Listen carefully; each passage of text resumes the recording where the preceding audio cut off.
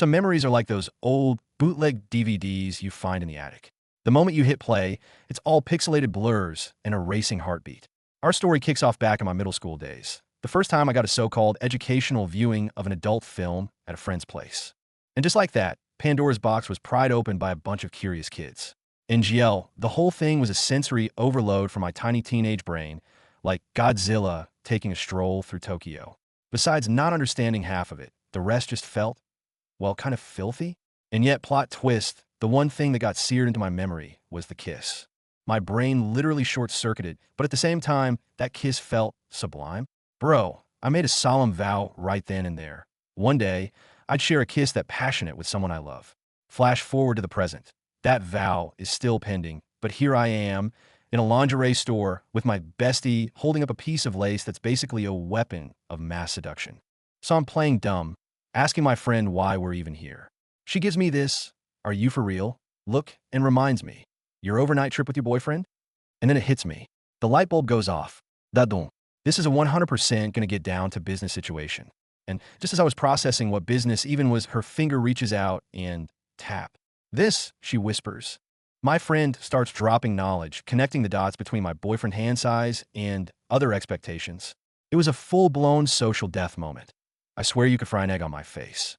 Right as I was about to combust, I pulled a pro gamer move and deflected, throwing out a blind date with some PE majors and aiming the question right back at her. Unexpectedly, it worked like a charm. My friend's interest was piqued, and she immediately started asking about the hotness level of these PE guys. The conversation quickly spiraled towards the most famous guy on campus, Mincheol Kim from the business department. Apparently, the dude is devastatingly handsome. They were gushing over him, saying he's like a movie star, a total player. I casually dismissed it like he can't be that great, but my heart skipped a beat. A player? Why does that sound so familiar? Speak of the devil, and he shall appear. Just then, a hand suddenly pinched my cheek from behind. I turned around, and, bro, it was the man of the hour himself. He had this smug grin on his face, asking what kind of trash I was talking about him behind his back. "Call me a player again, you're toast," he threatened. Yep, this very same Mincheol that all the girls on campus swoon over is the pain in the neck I grew up with. Our fateful connection started at birth, a whole 20 years of it. Literally childhood friends. From kindergarten all the way to college, we've never been apart. It's like we're haunting each other. We were polar opposites, so we fought every waking moment. If I wasn't kicking his ass, he was getting on my last nerve. But the thing is, we shared so many interests that we were kind of inseparable. The downside? With him always tagging along, my chances of finding a boyfriend were zero. As if the professor's insane film review assignment wasn't stressful enough, this guy was basically a walking romance repellent. Still, now that we're in college, we don't hang out as much, so I've got more opportunities. Case in point, a cute guy from my major just asked me to dinner. I could practically hear the birds singing. My romantic spring was about to begin, and guess what happened? My nemesis, Mincheol, appeared again. He popped up like a ghost, poking my head and demanding to know why I hadn't texted back. I was literally about to go on a dinner date. So what was with that jealous look on his face? In that moment, the air just froze. My classmate was petrified on the spot, and Mincheol looked so annoyed like he was thinking, "Does it have to be today?" He then faked a smile, wished us a nice dinner, and just walked away, leaving my potential date utterly bewildered. I was so mad I kicked him. "It's because of you that I can't make any new friends. You idiot." I yelled. He got pissed too, shouting back, "From now on, don't come near me. Stay 1 meter, no 1 foot away." And just like that, we had a massive fallout in the middle of the street. "You go away." I shot back at his retreating figure, feeling a surge of victory. It felt so good. But just as I was gloating, a voice called out. I turned, and it was the other campus heartthrob we were just talking about, Jae-wee. Talk about a knight in shining armor. Not only did Jae-wee witness our entire screaming match, but he also guessed that I was stressing over that impossible film report. Turns out he's a senior in my major and has been through it all before. And get this, he told me he put together a list of film recommendations back when he was a freshman and offered to give it to me. I couldn't believe my luck. Was this the universe finally compensating me for all my suffering? "Thank you, Mincheol." "Wait, no, thank you, Jae-wee." So I cheerfully followed Jae-wee back to his place. The moment he opened the door, my brain just shut down. Is this a place for human habitation? Trash, dirty clothes, leftover takeout. Where am I even supposed to sit?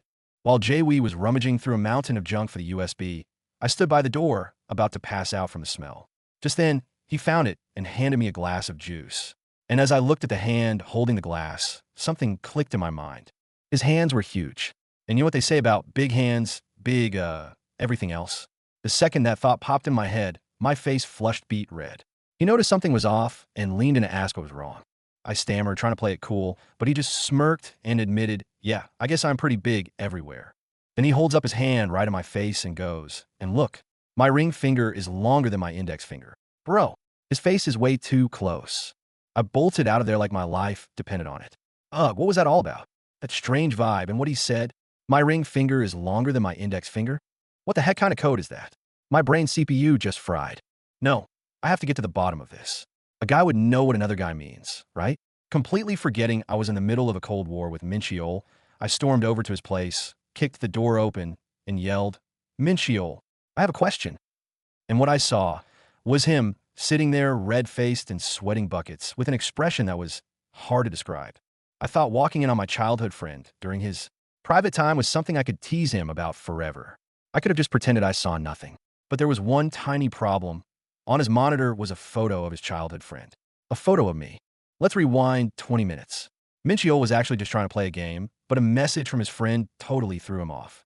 He was still wondering when he got a reputation as a boob guy, and in a moment of frantic clicking, he accidentally maximized my profile picture. To make matters worse, right as he was about to close my ridiculously revealing profile pic, my messages started spamming his screen, blocking his clicks. And then, at the worst possible moment, his door lock broke, and I barged in. So, that's how it happened. The misunderstanding was cleared up, but the level of awkwardness between us was terminal. All I wanted was to get out of there, pretend nothing happened, and hope this memory had the lifespan of goldfish. But Mincheol wasn't having it. He grabbed me, face flushed, and yelled, "Why? Won't you believe me?" The look on his face, a mix of hurt and anger. He was on the verge of tears. I just froze on the spot, completely petrified. What's with the waterworks? Was he actually crying? I escaped the scene completely bewildered, leaving a muttered bastard echoing in the air. That guy, I just don't get him anymore. The entire weekend passed in silence. No contact. I just kept replaying the image of him crying. When was the last time I saw him cry? Elementary school? Middle school? This was just too weird. I couldn't hold it in anymore, so I decided to confide in my friend. Of course, I used the classic time-honored opener, so I have this friend. And then I laid out our entire soap opera-level dramatic saga for her. Meanwhile, Mincheol wasn't having a quiet time either. His roommate, the original culprit who sent him the link, was chilling on his bed and casually asked why he wasn't going to see that girl anymore. The moment Mincheol heard that, he completely froze. His mind went into overdrive, replaying every single bad decision. The broken door, the unmuted notifications, and the original sin, never, ever clicking that cursed link in the first place. He was spiraling into a pit of self-blame and regret. After blowing off some steam, he calmed down and started scrolling through my social media on his phone. He stared at my pictures and let out a sigh.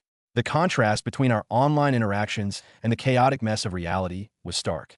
Back on my side, after hearing my friend's story, my bestie gave me a look of utter disdain.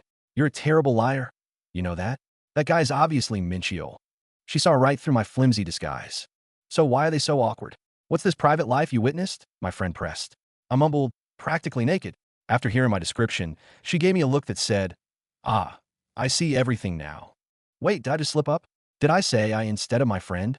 Oh no, my cover is blown. I was so embarrassed, I literally face-planted and started rolling around on the ground in shame. With my friend's encouragement, I decided to make the first move and reconcile with Mincheol. "You guys are best friends, right? Just talk to him, and you can make up," she said.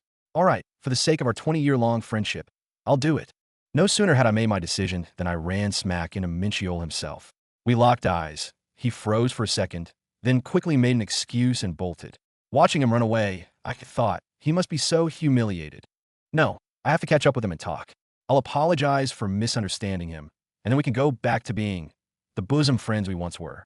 With that thought, I broke into a full sprint. But the moment the word friends popped into my head, a shiver ran down my spine, and my legs gave out. I collapsed. Friends. Can I really go back to just being his friend? I made a promise that I'd go back to being his bosom friend, just like we used to be. But what now? Looking at this guy in front of me, just as sweaty and conflicted as I am, my mind is a total mess. We can't go back, and we both know it. Let's rewind the clock 30 minutes. I was determined to talk to Mincheol, so I launched into a full-on sprint across campus. Hey, I yelled after him. Joe, Mincheol. The second he saw me, he took off like he'd seen a ghost.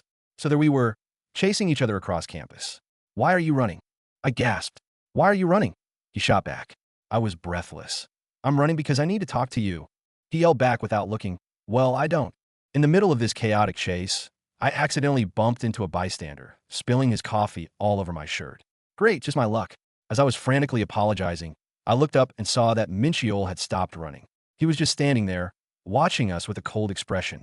The handsome guy I bumped into was surprisingly nice. Not only did he not blame me, he even asked for my number to pay for my dry cleaning. As I was hesitating, Mincheol suddenly stormed over, grabbed my wrist, and started dragging me away without a word. Whoa, what's with this possessive CEO drama? He dragged me into an empty club room, his reason being, you can't walk back to the dorm in a soaking wet shirt. I retorted that he was overreacting, but then he said, it's completely see-through from the back. And my brain just broke. He dug out an old club t-shirt for me from a box.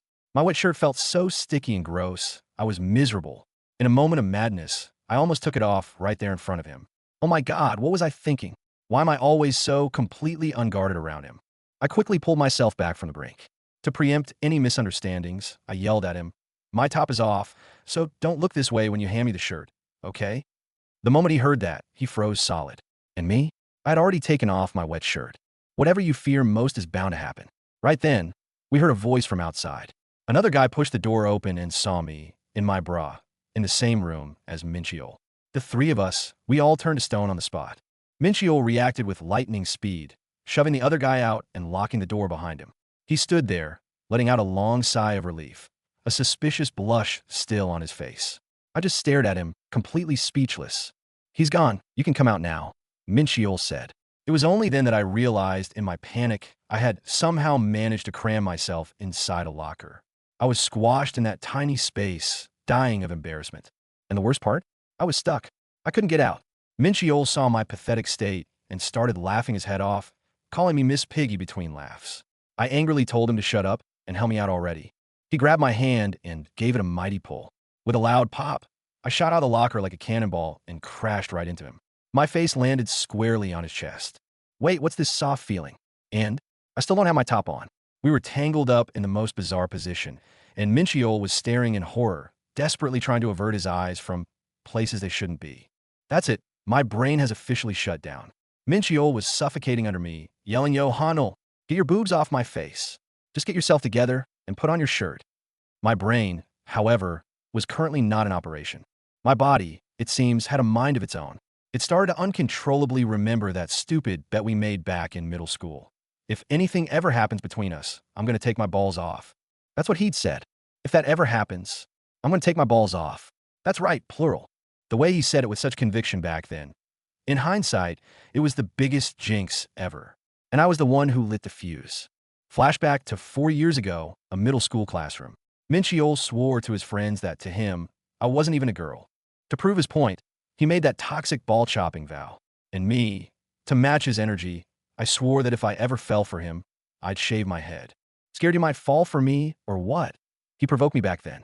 I was so furious I grabbed him by the hair and slammed him to the ground, screaming that I could never, ever fall for a jerk like him. Looking back, the jinxes we set for ourselves could probably circle the globe 3 times. Reality pulled me back to this awkward locker room. Mincheol's voice echoed in my ear. Calm down, okay? The door is locked anyway. His face was flushed, sweat dripping down, and his fists were clenched. His words said, calm down, but his body was telling a very different story. Just like that day in middle school, I looked at his face and felt a throb in my chest. This time, we were even closer, close enough to feel each other's breath and heartbeat. I whispered, oh, sorry, but my body uncontrollably pressed down just a little bit more. I was so startled by my own actions that I scrambled to get up, but I used too much force, knocked over a filing cabinet, and ended up flat on my back. Mincheol just stared at the mess and at the pathetic me with a look that screamed, this girl is a lost cause. After the chaos, sanity finally returned. Mincheol tossed his t-shirt at me, telling me to stop flashing. With his back to me, he took deep breaths, probably reciting the national anthem in his head to salvage the last shred of his dignity. Bro, I gotta give him credit for trying. Once I was dressed, I apologized, trying to turn the page on this whole embarrassing chapter.